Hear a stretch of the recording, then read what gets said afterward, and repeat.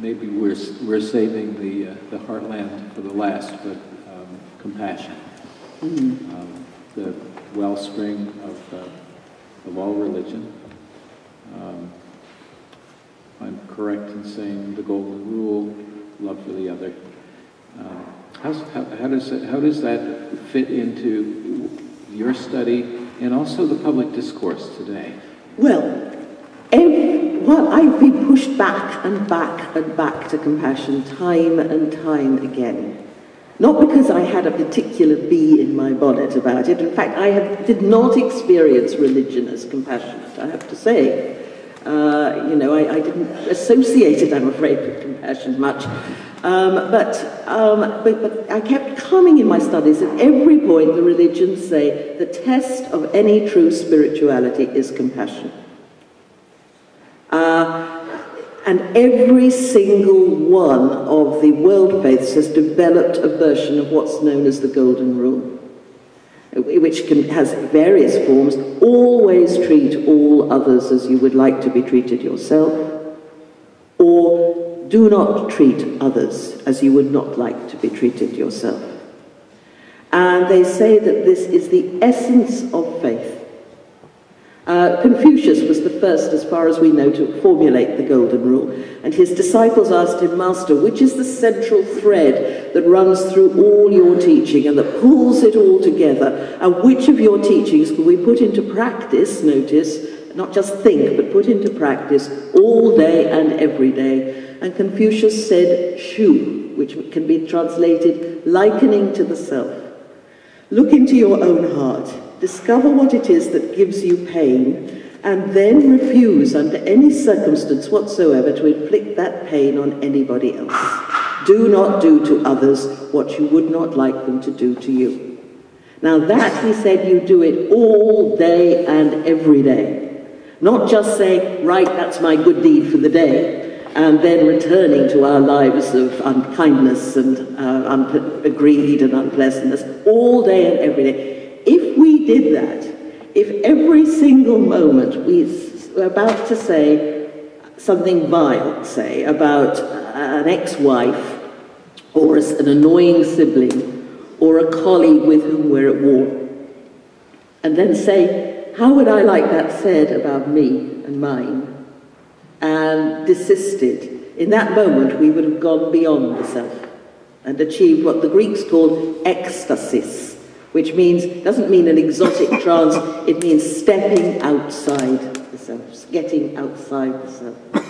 And you start encountering greater resonances within yourself. I've found that myself in my own pathetic, puny little way, in my own life. Now, my favorite Golden Rule story belongs to Rabbi Hillel, the older contemporary of Jesus. And it was said that one day Hillel was approached by a pagan who promised that he would convert to Judaism if Hillel could recite the whole of Jewish teaching while he stood on one leg.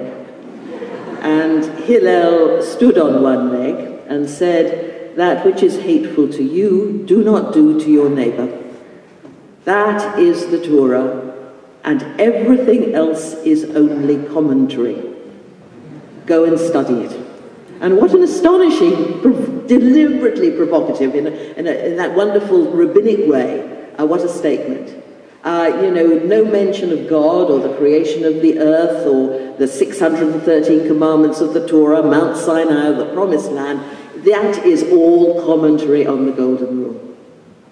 And he said, go study it. Find it in the Bible.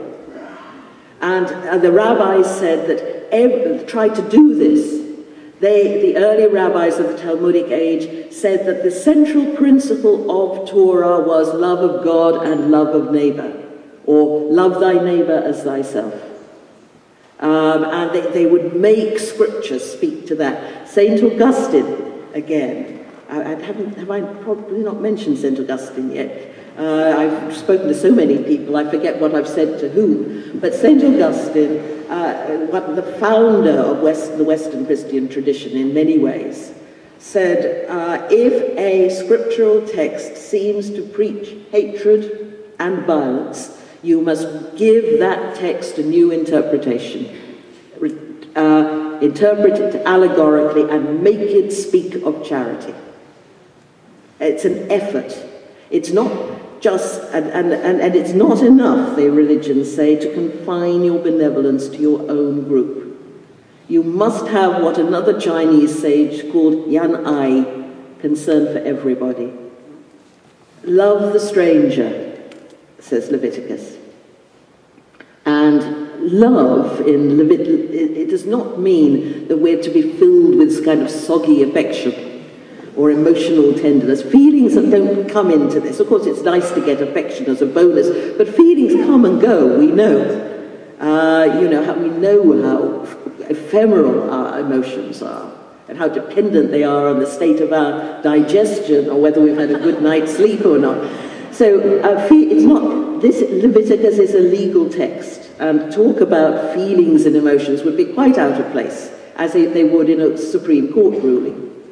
Love was used as a technical legal term used in international treaties.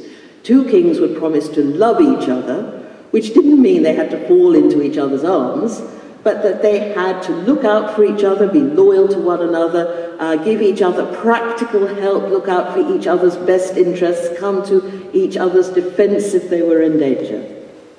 And this is what I'm sure Jesus meant when he said, love your enemies. He's quoting Leviticus, part of it, taking it on in his paradoxical way. Put that benevolence where there's no hope of any return. Now, to get on to public life, I am firmly convinced that unless the Golden Rule is applied globally, so that we treat all nations, whoever they are, as though they were as important as ourselves, we're not going to have a viable world. This is an age of terror when people are beginning to use technology to fight back. We need not democracy simply in our own countries, or we need global democracy where everybody's voice is heard. Things are getting too dangerous.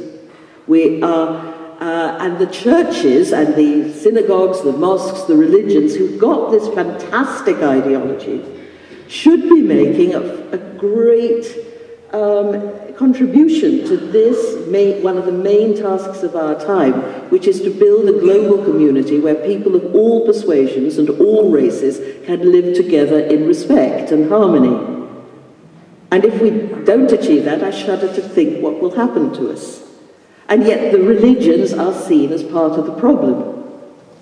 We've lost the art of compassion, or we don't talk about it very much. When people come together a whole bunch of bishops come together, for example, they're often sort of, inveighing against homosexuality or something, as happened with the, Episcopalian bishops last year, or, about some abstruse point of doctrine, or there's even hate talk in the name of religion. So that's why I've started this project, working with the TED community and with partners all over the world on a charter for compassion. It's being composed by people of all around the world on a multilingual website that TED arranged for me, and was written with me and representatives from Hinduism, Buddhism, Confucianism, Judaism, Christianity, and Islam.